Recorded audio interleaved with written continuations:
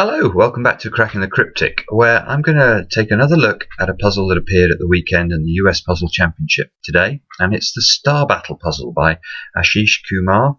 Now, I wanted to do this for two reasons. Firstly, we've had a few requests on the channel about this puzzle. Secondly, that I myself found it a very, very interesting solve. When I first did it, I had to bifurcate very, very early on, and you'll know if you're a regular viewer how much I hate bifurcation. So after that, I spent a bit of time on it trying to work out how to solve it sort of in a logical way.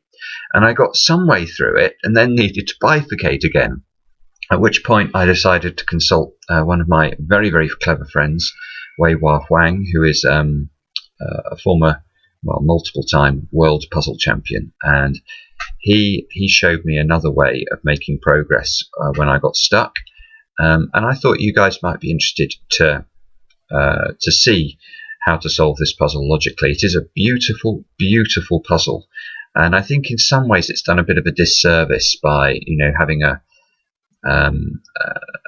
appearing in a speed solving competition, because with the speed solving you just don't have time to appreciate some of the logic. You just have to, in a way, you have to guess and sort of iterate towards an answer. Now let's remind ourselves of the rules of Star Battle. So what we need to do is to fill in the grid with populate the grid with stars, such that there are 2 stars in each row, in each column, and in each irregularly shaped box. The only other rule is that the stars must not touch each other, even diagonally. So you cannot have diagonally, you couldn't have a star here and a star here, for example. That would be not allowed. Now, simple rules belie some very, very interesting logic that occurs in these puzzles. I think this puzzle is criminally, criminally rarely seen. It should be a staple puzzle. It should be sort of as popular as Sudoku, because it is so, it's so satisfying. And as I say, the logic can be just as deep as some of the great puzzles that we study on the channel most days. So how to solve this puzzle? Now, if you want to have a go, click on the link under the video. That will take you to our software. You'll see exactly what I'm seeing, and actually the software is extremely good if you use the color interface. It's extremely helpful for solving this type of puzzle. I'm going to use red to indicate where stars can go, green to indicate where stars cannot go, and if I identify that a star can go in sort of several different cells that are orthogonally connected, I'll highlight those with a different color, I don't know, a blue or a purple or something. So that's how we're going to do it. Now, believe it or not, I believe the place to start here is not with this funny area down here, which ordinarily would be the obvious place to start, but if you do some logic on this, it doesn't take you very far. Just a quick point to note as well, it's very important for solving Star Battle puzzles. You can only ever have 1 star in a 2x2 area in these puzzles. It's very important to appreciate that. Because of the diagonal constraint, this 2x2 restriction crops up over and over again. Well, let's have a look at where I think the place to start here is, and it's actually with this funny shaped sort of rotated J shape, and this T shape here. And if we look at this square, believe it or not, I think this is the place to start the puzzle. Because if there was a star in this square, let's just show you what happens. There couldn't be a star in any of the surrounding squares, so there would need to be 2 more two more stars in these highlighted squares here. But that would give us 3 stars in the column. So believe it or not, this is important, because once we know that this square is not a star, what happens is that this J shape becomes a T shape. And therefore we can look at this square, and we know for exactly the same reason that this square couldn't be a star, this square can't be a star, because the effect of that would be to rule out a star from this square, and this square, and force 2 more stars into these squares here, which would go with this star and give us 3 stars in row 3 of the grid. So this square also cannot be a star, and that is the way to get into this, because now we know that there must be 2 stars in those squares there, and therefore that's the 2 stars we need in column 10 of the grid. So we can make some more green highlighting, and once we get this green highlighting in this bottom box, all of a sudden we're able to identify exactly where the stars must go from the diagonal constraint. We could not have a star here because it would be the only star we could put in the shape. So we actually get a star in this square and a star in this square. You'll immediately see that gives us 2 stars in column 9. So we get to put more green stars in, green cells in. In fact, all of those positions become green, and we can identify there must be a star in one of those 2 positions and a star in one of these 2 positions, again because we know the stars can't be adjacent to one another. Now, at this point, I then wondered whether we could continue to use this sort of method of placing or trying to place stars in cells like this square. If we try and put a star in this square, the effect of that on this funny shape here is that it would force 2 more stars into the row. So again, this square here can't be a star. And I thought maybe that this was the way to make further progress, but I really struggled actually. And Wei-hwa noticed something far more elegant than anything I spotted. And what he looked at was this square. So firstly, he noticed that if this square is a star, let's just show you, the effect of that is quite profound on this shape here, because there can't now be a star in any of those squares because there are 2 stars already in the row. And this square here also can't be a star because it sees the star that we'd have placed in this position. And now we only have a 2 by 2 block left in which to put 2 stars. Now at the very start I explained that there can only be 1 star in a 2 by 2 block, so this is now broken. So we're able to confirm with certainty that this square here is not a star. And believe it or not, that's helpful, because now, a bit like with this 4-cell area here, we can now look at this 4-cell area. And we can ask the question, is it possible that both of the stars in this T shape are in the highlighted area? And the answer is no. Not because of the T shape, but because of the effect 2 stars along here would have on this shape. Because if there are 2 stars in this yellow area, there could be no stars in this area. And if there are no stars in this area, I now have to put the 2 stars in this bottom left shape, D shape, into these 3 cells. So that's clearly not possible. So Wei-hwa was able to deduce there cannot be 2 stars here. Therefore, there's at least 1 star in this area. So let's ask ourselves the questions, could there be 2 stars in this area? Well, no, there couldn't. And the reason for that is this shape. Let me show you. If I try and put 2 stars into this area, these 2 squares can't be stars. These 2 squares can't be stars because we've already got all the stars we need in the row. So I'd end up having to put 2 stars into this area here, which is not possible. So what we end up being able to say, believe it or not, is that there is exactly 1 star in this area, and there is exactly 1 star in this area.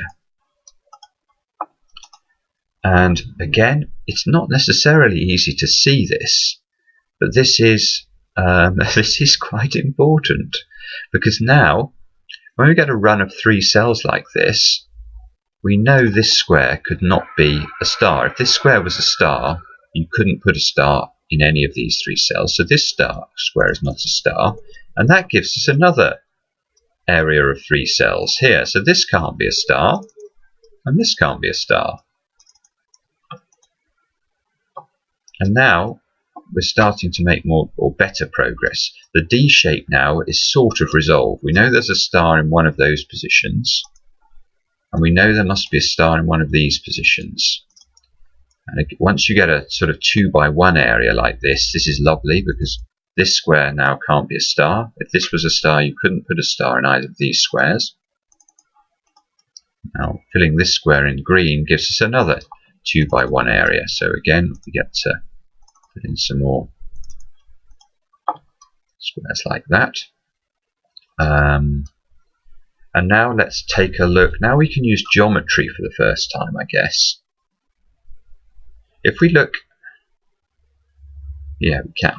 If we look at the bottom 3 rows of the grid, let's count the number of stars we've identified. We've got 1, 2, 3, 4, and I have to have 2 stars in this area because this completely lies within the bottom 3 rows of the grid. So that gives us the 6 stars that we know exist in the bottom 3 rows.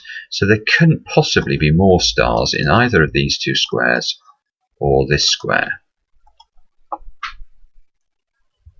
And we know a 2 by 2 area can contain exactly 1 star. So if I try and put that star here, that would force 1 star along the bottom.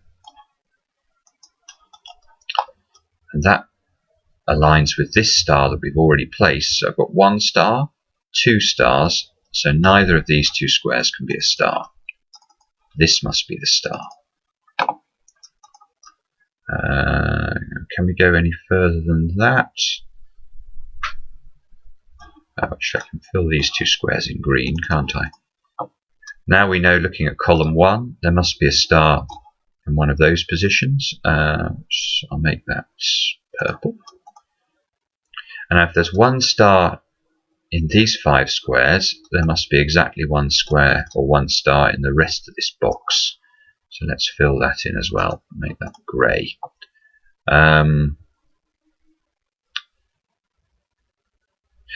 Yeah, okay. And now let's look at this row and this row.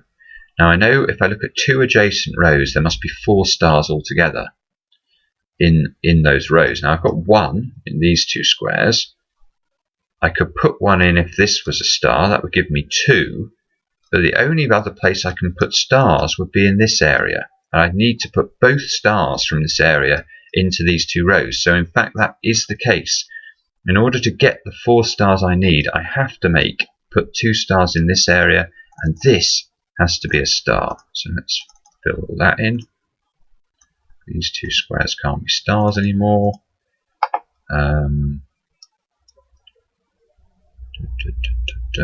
Is that as far as we can go?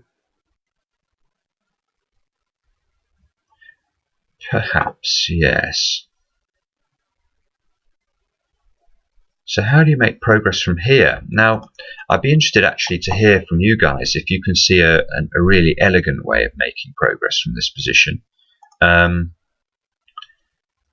One of the things we could do is note that there can only be 1 star in that area, because that's sort of a 2 by 2 block or part of it. Therefore, there must be 1 star in this area. Therefore, this can't be a star. That doesn't really take us forward dramatically. Now, the best I did here was to look at this square. And I noticed that if I put a star in this position, let me show you what happens.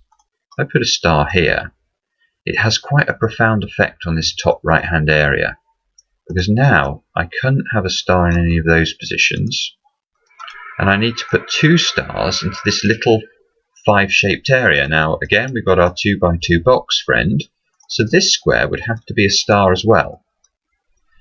And the reason this gets interesting is not the effect it has on this block, but the effect it has on column 3, because a star here means I can eliminate all of these cells from being stars. And all of a sudden, column 3 is starting to get pretty restricted. In fact, you can see this square would have to be a star, but we can actually go further, because this square, or this shape, the J shape, hasn't got a second star in it. That's going to have to appear there.